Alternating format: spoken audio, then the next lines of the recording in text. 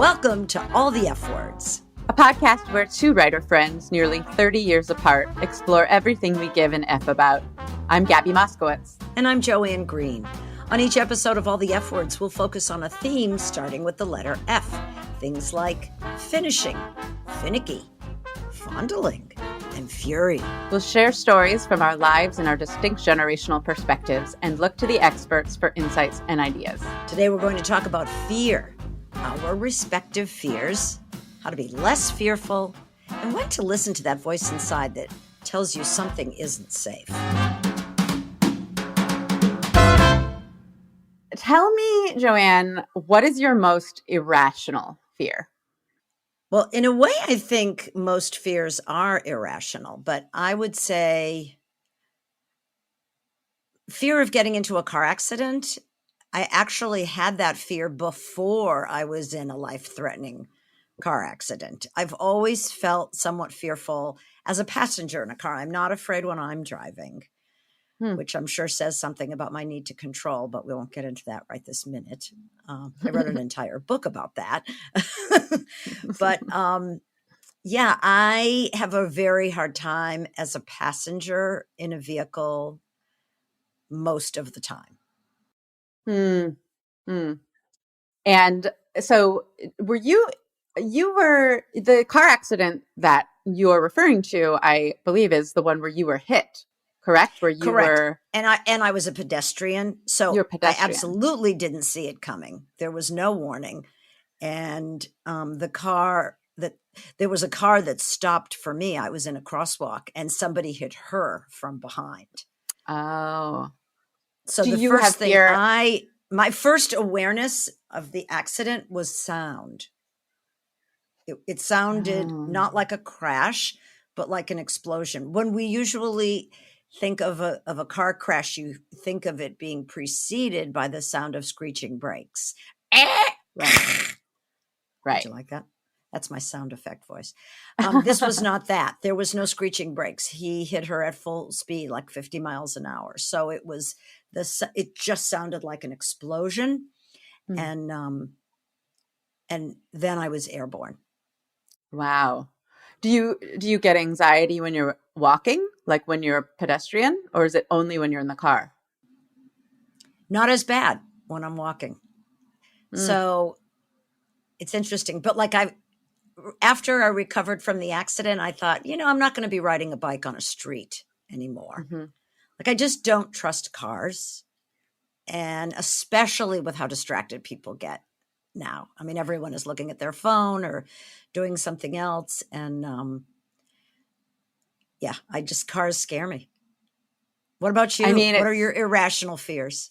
Well, my most irrational fear, I think, I have two. So probably my most irrational fear is sharks. I am, I have been on more than one boat, like for fun with friends and family, and have been genuinely worried about sharks. My mom, the psychologist, thinks it's because I'm afraid of oral aggression, which is another conversation. But in terms, and I guess sharks with all the teeth and the chomping that symbolizes oral aggression. I don't know, it's kind of Freudian. But yeah, I used to, as a child, be very afraid of sharks, of big toothy monsters. But I have another fear that is also somewhat irrational, but sort of like your experience. It's based on something that I grew up around, not something I experienced directly, but I was so impacted. I don't know if we've talked about this on this show before, but I grew up in Sonoma County, and I was a year younger than Polly Klaas when she was kidnapped. And I knew people who knew her. I mean, it would have been a terrifying story no matter what. And of course, I think I also just want to mention that it was one of those stories that got a lot of attention because she was it got as much national attention as it did because she is a pretty white girl. And there are a lot of kids of color who are kidnapped and nobody ever talks about. But just, it was the story. It was so relatable to my life. You know, I had friends over for sleepovers all the time. The idea that this guy came into her window and just took her and nobody could do anything about it. It was the idea that I would be kidnapped never really went away. And I am now, as a mom, I find myself occasionally sneaking into my kids' rooms at night, making sure that they're okay and just making sure that there's nobody in their closets. And it feels irrational and crazy, but it helps me sleep. So fear is a really crazy thing. So many ways to go. And my first question is, do you let your fears impact your behavior? So for instance, we know that occasionally, not frequently, but occasionally, a great white shark is in the waters here in Marin County, California. I actually yep. know a young man who was attacked by a shark at Oh the my beach. gosh. He survived, but he had to have a lot of surgery. Oh boy. Do you go in the water? Does your fear of sharks prevent you from going swimming? It doesn't prevent me from going swimming. You bring up an interesting point about something that came up in my research, which is the difference between fears and true phobias. So the difference between fear and phobia is essentially how much it impacts one's life. So I think when I was younger, I might call it a phobia. There would have been times when I would have been, as a kid, perhaps more anxious about sharks than other times. And I think I've found about myself in general that when my anxiety is worse, my irrational fears are worse. Sure. There might have been a time when I might have maybe not gotten in the water, but maybe eventually gotten out of the water after getting creeped out too many times, even if I knew it was absurd. So fear versus phobias. The distinction between fears and phobias are that a fear is an emotional response to a real or perceived threat. And fears are common in the population. They're normal, or at least innocuous reactions to objects and events. Whereas a phobia is similar to a fear, but it's got one key difference, and that is the anxiety that one experiences is so strong that it interferes with their quality of life and or ability to function. So my husband, Evan, has a phobia, a real phobia, and he talks about this all the time, and I do not think he would mind me bringing it up, of centipedes. Let's hope not. Well, at this point, he's just going to have to get used to it because, you know, we're an open book around here. But centipedes and millipedes, he is totally fearless about most bugs. We have this great thing. It's not in reach, otherwise I would show it to you. It's a bug magnifying glass that we got for our older daughter. And what's cool about it is you can actually let the bug crawl in, and then it's a magnifying glass, and then you can use it to take the animal outside. So if a spider is in our house, we take the opportunity to let it crawl into the little box of the magnifying glass. We look at it, we do a little mini science lesson, and then we release it. It's a great sort of no-kill approach to getting bugs out of your house. I need one of these. I guarantee you, we'll find it. We'll put a link in the show notes, and I'll send you a link. It's great. So if there were a centipede or a millipede, like a real one in our house, he would really genuinely freak out. Of course, now we have a kid who's super interested in bugs and now knows that he is afraid of millipedes and centipedes. So she talks about it all the time. I got her, I also not in arm's reach, but a toy, like a collection of toy bugs. And of course, there were a couple of pretend centipedes, and Evan will cover them. If I will often find like a towel on in the middle of our playroom, and I will know that that's not like something he was cleaning. It's that there was a toy centipede underneath, and he was. Does afraid. he know why? Does he know the origin of this? I think he's just creeped out by them. He didn't have a bad millipede or centipede experience, but it's irrational. Centipedes and millipedes are creepy, but they generally don't hurt anybody. So that's a phobia. It impacts his life. I don't think it's not the kind of phobia that, you know, prevents him from having a good quality of life, but it's a disruptive kind of thing. And I Yeah, don't if you think have he to have one, that's a good one to have, as opposed to people who have a phobia of leaving their home or right. of heights or of, I mean, there's a million and one. And now I know why you asked me about CBT, cognitive behavior therapy, because it is probably the best modality for getting rid of phobias. Yeah. It is, and often the way that that's done is through exposure. So you're Mm-hmm. exposed a little bit at a time to whatever it is that you have a phobia of. Fear of flying is a big one. There are some people who cannot fly in an airplane or are so afraid to fly in an airplane that they don't. And there are many programs that they can go through where bit by bit they're in a simulator first, they're sitting in something that looks like a plane, they're hearing the sound of takeoff and landing, they're feeling the motion before they ever actually take off in a plane. And bit by bit you can, I don't know if you always can or if you usually can, get through phobias with this sort of a therapeutic approach.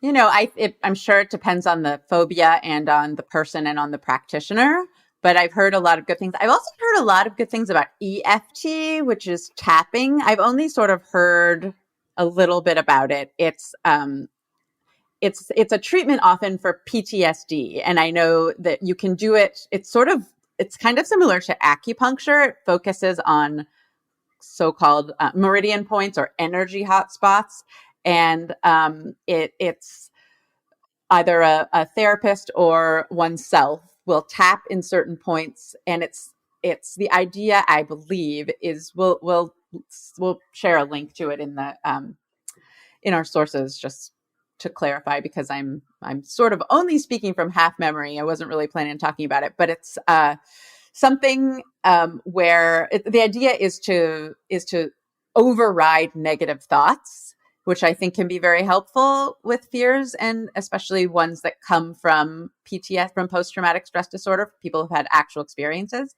And so I know that when you were recovering from your accident, you did a special kind of therapy. Can I you did. talk a little bit about it? Certainly. That was somatic therapy. And somatic therapy is based on the understanding that trauma, first of all, it's specifically, it's good for many things, but it's, in this case, the reason I sought it out is because it's specifically recommended for people who've encountered trauma. And what happens with trauma, apparently, is it lodges in various places in the body. And on my very first session, I got proof of this that absolutely blew my mind. The therapist, whose name, by the way, is Shakti Rose, and she's in San Rafael, California, and she's great if anyone is in this area and wants to look her up. She had me imagine that I was about to step off the curb, and we were doing different kinds of things, like putting me in an imaginary bubble so that I couldn't be harmed, or creating more time between the time I stepped off the curb and the time that the car pulled up. We tell ourselves things all the time. So often when we have fears, be they rational or irrational, it's because we're telling ourselves a story, and we keep telling ourselves that same story over and over again. So the idea is to break that pattern so that when you feel or see or hear or smell thing A, you won't automatically jump to a conclusion of B, because one may not lead to the other. In other words, if I fly in an airplane, I probably won't crash. Right. But It's almost like you're trying to rewire your brain a little bit. Those neural pathways absolutely, that have been carved. Yeah. absolutely. Wow. So what happened is she she had me, I was kind of in a meditative state, and I'm imagining myself on the curb, and she says, look to the right at the cars coming from that direction. I could not move my neck. I couldn't move my head to the right. Now, nothing was wrong with my neck. I knew that. I had not had a neck injury as part of the accident. So this was clearly a place, the car that caused the accident and the car that hit me both were on my right. And so somehow, and I had no idea that I couldn't turn my head to the right, but at that moment, I literally and my eyes popped open and I said to her, I can't. And she said, okay, we're going to get there. And by the end of the session, I could freely move my head to the right. And so that was just graphic proof that trauma lodges in the body. And I dare say, had I not gone through that therapy, I don't know if I would have had complete range of motion in my neck ever. I assume, which is a really did you read crazy thing. Did you read The Body Keeps the Score? I did not. Oh, I'm writing it down right now. The Body Keeps the Score. It's all about the way that your body remembers trauma in ways. I mean, it sounds like exactly what you're talking about. Your body knew in that moment where you were reliving the moment of your accident that it wasn't safe to turn your head. It wasn't safe to turn my head. So actually, ironically enough, had I seen that car coming, I might have not stepped off the curb. Mm-hmm. There was a car that had stopped for me. I was in a crosswalk. So I was safe just looking at that car. But if I had turned my head all the way to the right, I would have seen that there was a car careening down the street, not applying his brakes at all. And so I may have been able to anticipate, but be that as it may. The other thing about somatic therapy that the way it works is that you tune into where in your body you're feeling something. So I'm an anxious person. I've battled anxiety all my life. I probably always will. I have many tools. And some of those tools, in my case, come from meditation and yoga and breathing.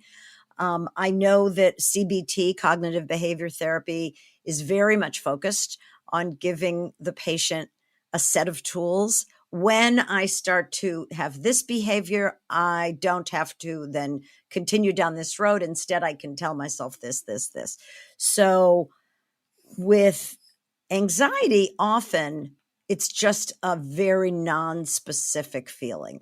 For me, it can be, but until I began doing somatic therapy, I didn't zone in on exactly what it was that I was feeling when I felt anxious. And so what I learned to do is to say to myself, where am I feeling this? Is it in my stomach? Is it in my chest? Is it a constricted feeling? Am I breathing in a very shallow way? If I take deeper, slower breaths, can I, in fact, calm myself down? The answer is yes. Yesterday, for no particular reason, late in the afternoon, I was feeling some anxiety, and I ended up patting my dog. And I listened to a podcast episode, but as I patted my dog, I just found my body calming down. I don't know what was making me anxious, and that's really not important. The old styles of therapy always made you look at, well, what is causing you to feel blah, blah, blah, blah. Sometimes I don't think that that's as important as just getting yourself past the physiological reaction that's making you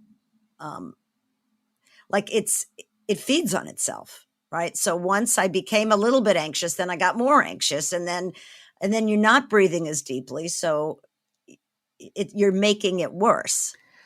I mean, yes, I got into exercise a few years ago. I started running, and now I do all different kinds of forms of exercise. And I notice on days when I miss a workout that, and this could be the totally placebo effect, but I don't think it is. I am there's something about getting active with my body and getting out of my head as much as possible, even if I'm just listening to a podcast or audiobook or something or music. But getting out of my head and just moving my body without living above my neck for that 45 minutes or whatever it is, that really releases something. And it actually physiologically does, right? You are releasing things. Well, so let's sweat. Sure, yes, among other things. Let's depending on whether or not you've had a baby. Sorry to be gross. Okay, so fear. Let's work backwards a little bit. Fear is physical. It's experienced in your mind, but it triggers a strong physical reaction. And not only is it physical, but you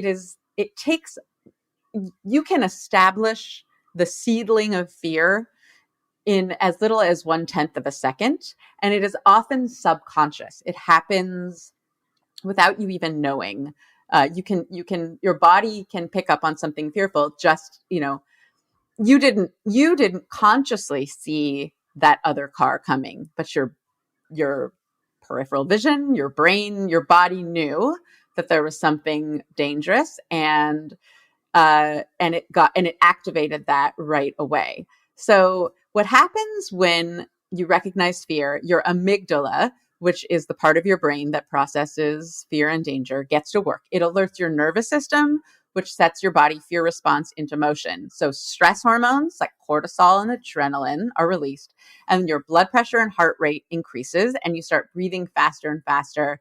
Your blood flow even changes. So blood starts flowing away from your heart and into your limbs. And this is an evolutionary primal response, so that if you had to start throwing punches or running for your life, you will have more blood pumping through those parts of your body, your limbs, so that the fight or flight response can be activated. And it's the way that our bodies are designed to keep us safe. Now, if you're being chased by a bear, that's very useful. If you're getting anxious about something that is most probably definitely not going to happen to you, that is not so useful. That can be troublesome. And that is where we start to get into anxiety. So in general, fear is seen as a reaction to a specific observable danger, whereas anxiety is a kind of an unfocused, objectless, future-oriented fear. And it's when you have those fear responses. In the case of generalized anxieties, sometimes it can be about very specific things, but often people with GAD, generalized anxiety disorder, have fear responses to just life. Could be anything. So again, there's a real purpose to fear. It is designed to keep us safe. And I'm thinking of examples right off the bat. When I smell what smells like forest fire, yeah, my hackles go up, my antenna go up. I immediately think danger, danger, danger. And that's appropriate until perhaps I figure out that it's a controlled burn, or I figure out that it's somebody's fireplace, or it's I went running down the street like 2.5 years ago because a neighbor I saw smoke billowing over a neighbor's house. And I went running down the street in a panic. We live, in forest fire area. And I went barreling down the street. I think Anna was a toddler. I had her on my hip and I was breathing hard. And I just absolutely ran up to this family that was having a barbecue. They just happened to be in their front yard. And they all looked at me and they said, "May I help you?" And I said, I just wanted to make sure your house wasn't on fire. But they got it because they also live in Northern California, and the state of California is constantly burning. But it's like, yeah, that smell, it's a collective.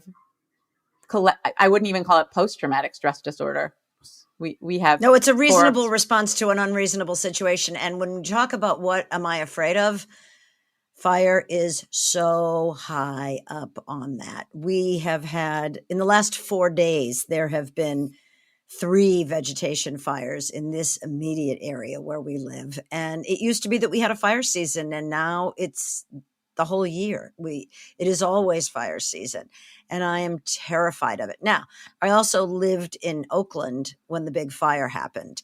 We were ironically on this side of the bay when the fire broke out, and we couldn't go home for 2 days. And even then, we were allowed to go in, pull some valuables out of our house because the fire still wasn't completely under control. And that's the fire in which 3,500 homes burned. So I come by this fear, quite Honestly. reasonably, I Yeah. think. I did not grow up in an area where fire was any kind of a constant threat. We worried about hurricanes. We worried about blizzards, big snowstorms.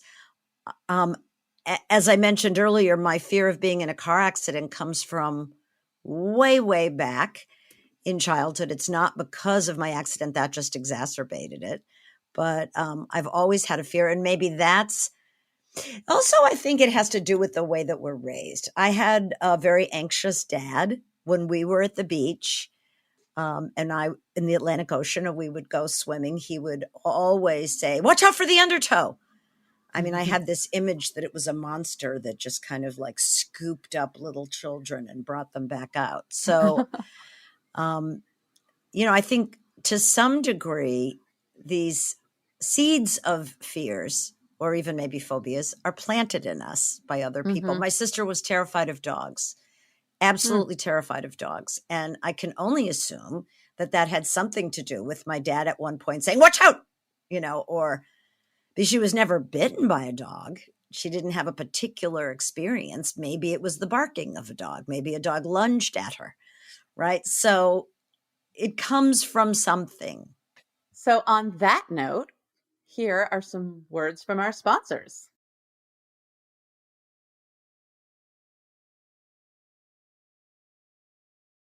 Here's an interesting one. One thing that I remember really vividly when Evan and I first started dating was that he doesn't have close to the same kind of stranger danger that I do. And I think it is just because he's a man and I'm a woman. And he still, loves to, I'm curious kind of where you fall on this because I think you're a lot like him in this way. He will chat with anybody. And there were definitely times walking home from a party or a dinner late at night where he would happily strike up a conversation with a stranger on the street. And I would be, tensing up and gripping his arm and wanting to get home. And he just didn't have the same sort of innate fear that I do. Where do you fall on that? Because you are like him, I think, in a lot, constitutionally, you like connecting, but you are also a woman. Yes. And I'm a woman who has had a couple of bad experiences over the course of my life with strangers. And yet it has not slowed me down one iota when it comes to interacting with strangers. I think part of it for me is that I'm an eternal optimist. And so I always see everyone as good. And I'm absolutely shocked when someone has, malevolent intention. I don't make any assumptions that people are trying to get something from me or do something bad to me, even though it's happened. I was mugged when I was in my 20s. I can remember in high school some being, I don't even know what you call this, like when someone exposes themselves to you. Ugh. Oh. That never happened to you? That happened to me a few different times. Once first of all, I used to take public transportation. So that's sort of a classic place where that happens. You're sitting in the back of the bus, or in the case of, in Boston, the MTA. And so, yes, some creep did that. And then another time it happened when I was walking along the Fenway. All the times it happened, I was in Boston. So I don't know what that's about exactly. A lot of flashers. A lot of flashers in Boston. And it hasn't happened in a very, very long time, which I think is because flashers aren't interested in flashing to older women. They're interested in flashing to young women or girls. But in any case, I somehow it didn't lodge as a fear, which is, I guess, a good thing. I mean, I think that's great. I'd prefer to have fewer fears. I'm trying to think of what I am really uncomfortable about moths. I don't think it's a fear. They just creep me out. And I have no problem with spiders. Moths, and I think that's because the of insect. MOTH, moth. How about? But are you cool with butterflies? Love butterflies. It's like they have nothing in common in my psyche. Yeah, like moths are just erratic and they can come right in your face, and they hang out in attics. They're kind of gross. But see, now I don't have a problem with bats. I've been in caves. I mean, not multiple caves. I'm thinking of one cave. It was in Thailand, and there were, just a zillion bats hanging down. I just thought it was the coolest thing. I think of bats as bats are very much the moth of the mammal world, as far as I'm concerned. I would agree. But why would I be afraid of or uncomfortable? I don't know if fear is the right word. It's more like if I see a moth, I want Fred to kill it immediately or get it away. Whereas virtually any other kind of bug I see, I escort it outside. Mm-hmm. I don't know. It's a weird thing. Moths I don't like bees either. Yeah, Oh. I'm afraid of bees a little bit, I have to admit. Yeah, I am a little bit afraid of bees. I don't like the idea.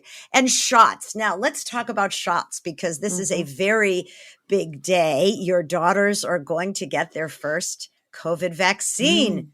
So excited. Yes. Big applause. Oh. And has there ever been a kid that wasn't on some level afraid of shots? I don't know. My older son, Danny, as a child, was terrified of shots. And so his younger brother was like, I'm not afraid of shots. And he would put his arm out, but it was just to sort of show his brother up. So I have no idea. He's certainly a person who deals with anxiety, a lot of irrational anxiety as well. So I can't imagine that on some level he wasn't a little bit afraid of the shot, but he certainly didn't act like he was. But I think the vast majority of kids are terrified of shots. Well, so one thing that is really amazing about my 4-year-old daughter, Anna, is that she is so good at using her imagination and storytelling to calm herself down. And one thing that I even said to her, and I think that this is the case when it comes to shots, is it's not so much the needle in your arm, because that's over in a second. This is what grown-ups know. It's going to be over in a second. It's going to suck. It's going to hurt. And then it's going to be over. It's the anticipatory part. It's I struggled with how long how far in advance to tell her that she was going to be getting a shot today. Because I didn't want her to be stressing out about it, but I also had to weigh that against, she's not a baby anymore. I can't just take her somewhere and have them stick a needle in her arm without compromising her trust in me. I wanted to have a talk with her in advance. So a couple of days ago, I let her know. You're such a good mom, Gabby. Oh, thanks. I'm trying. Well, I'm trying so hard. That's like the understatement of the year. I've never tried harder at anything in my life. So you'll never do anything more important. Thank you. Yes. I mean, that's true. That's true. It's absolutely crucial. So I brought up the fact that she was going to be getting a shot and that it was going to hurt, but it was going to be over, and we could come up with something that, might be a fun reward for her afterwards. So I had gotten her this toy that I knew she was wanting, and I let her know that she would get to have that toy as soon as the shot was over, that we would have it with us, and that would be her reward. And she asked me what the shot was going to feel like. And she said, is it really, really, really going to hurt? And I said, it's going to hurt, but what is something that hurts for a minute, but then it's over? And she said, maybe, and she loves animals. And she said, maybe it's a little bit like if a crab pinched me. Now, I should clarify that she has never been pinched by a crab before, real crab. at the beach, but it's not that hard to imagine. She's seen crabs at the beach. So we went with that. And I said, yeah, it would feel just like a little pinch of a crab. And so she's calling it Crab Day. We have a crab toy that's going to go with us. I bought crab gummies that she's going to get to eat afterwards. It's Crab Pinch Day. She's going to get a little crab pinch. Then she gets toys. I haven't talked to her about the fact that she's, depending on whether she gets Pfizer or Moderna, she's going to get another crab pinch in a few weeks and possibly a third. But we'll jump off that cliff when we get to it. And for now, that's what's working. But it's like I can see her actively telling herself this story, and she's like, it's just a crab pinch. It's just going to feel like a fun little cute crab on the beach giving me a pinch on the arm, and then it's going to be over. And it's inspiring, honestly. I could stand I was just going to say, and this is a case where we can all learn something from a 4-year-old, which is we can tell ourselves stories. The point is we do tell ourselves stories all the time. And frequently the story that we're telling ourselves is not serving us. So change the story. And that is a really productive way of dealing with fear. Because again, to reiterate, we have fears to save us from danger. So there are certain fears that are absolutely warranted. When a bear is coming at you in the woods, yeah, you should be afraid and you should know what to do in a case like that. If you smell fire, if you're lucky enough to have a sense of smell, some people don't. And that's really scary because they won't know. Or if there's a piece of food that smells terrible, maybe it's bad and it's gone bad and you shouldn't eat it. These are all appropriate fears that we should pay attention to. But so many of the things that make us feel fear or anxiety or whatever, we want to call it, or phobias where we take a fear and completely blow it up and blow it out of proportion and allow it to adversely impact our lives. Those are fears where we can really utilize a wide range of techniques, from Anna's technique of telling herself a story to all that happens in CBT, cognitive behavior therapy, in somatic therapy, in EMDR, which is yet another kind that has to do with eye movement. There are many different techniques. One doesn't have to be paralyzed by one's fears. Agreed.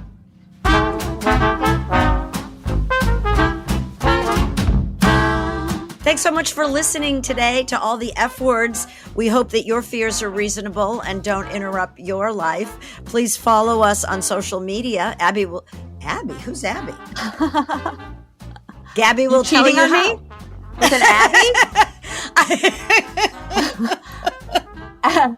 You can follow us on Facebook, Instagram, Twitter, and YouTube at All the F Words Pod. And please email us your irrational fears at allthefwordspod@gmail.com. Bye-bye. Bye.